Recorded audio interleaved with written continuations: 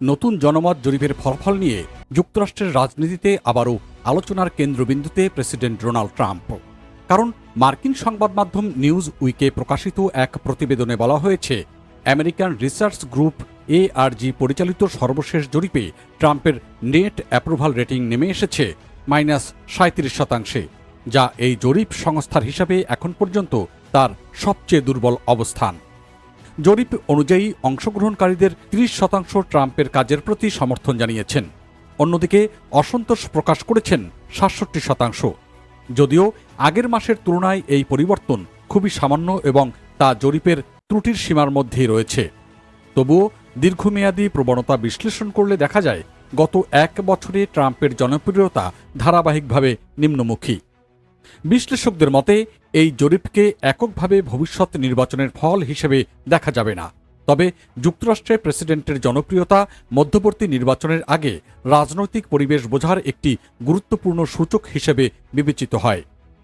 ইতিহাস বলছে, যেসব প্রেসিডেন্টের অনুমোদনের হার 40% নিচে নেমে যায়, তাদের দলের জন্য মধ্যবর্তী নির্বাচনে ভালো ফল করা তুলনামূলকভাবে কঠিন হয়ে পড়ে। সবচেয়ে বেশি উদ্বেগের বিষয় হয়ে উঠেছে অর্থনীতি। জরিপে দেখা গেছে মাত্র 28% উত্তরদাতা ট্রাম্প প্রশাসনের অর্থনৈতিক নীতিকে সমর্থন করেছেন। বিপরীতে 70% বলছেন অর্থনীতি পরিচালনায় তারা সন্তুষ্ট নন। অর্থাৎ অর্থনৈতিক ইস্যুতে ট্রাম্পের জনপ্রিয়তা তার সামগ্রিক জনপ্রিয়তার চেয়েও কম। এখানেই শেষ নয়।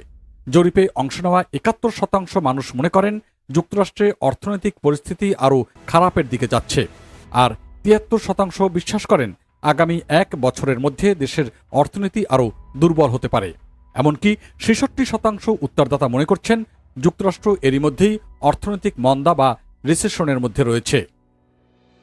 রাজনৈতিক বিশ্লেষকদের মতে অর্থনীতি সাধারণত মার্কিন ভোটারদের কাছে সবচেয়ে গুরুত্বপূর্ণ ইস্যু। ফলে মানুষের ভবিষ্যৎ নিয়ে হতাশা রাজনৈতিক সমীকরণেও বড় রকমের প্রভাব ফেলতে পারে। আরও একটি গুরুত্বপূর্ণ দিক হল স্বতন্ত্র বা ইন্ডিপেন্ডেন্ট ভোটারদের মনোভাব। এই শ্রেণীর ভোটাররা প্রায় নির্বাচনের ফল নির্ধারণে বড় ভূমিকা রাখেন। জরিপে দেখা গেছে স্বাধীন ভোটারদের মধ্যে মাত্র 25% ডোনাল্ড ট্রাম্পকে সমর্থন করছেন, আর 70% করছেন অসন্তোষ প্রকাশ।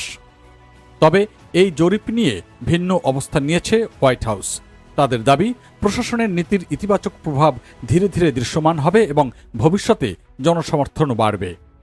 অন্যদিকে রাজনৈতিক পর্যবেক্ষকদের একাংশ মনে করছেন একটিমাত্র জরিপ দিয়ে চূড়ান্ত সিদ্ধান্তে পৌঁছানো উচিত নয়। এখন সবচেয়ে বড় প্রশ্ন হল, এই জনমতের পরিবর্তন কি 2026 সালের মধ্যবর্তী নির্বাচনে রিপাবলিকান পার্টির জন্য নতুন চ্যালেঞ্জ তৈরি করবে, নাকি নির্বাচনের আগে অর্থনৈতিক পরিস্থিতির উন্নতি হলে ভোটারদের মনোভাবও বদলে যাবে?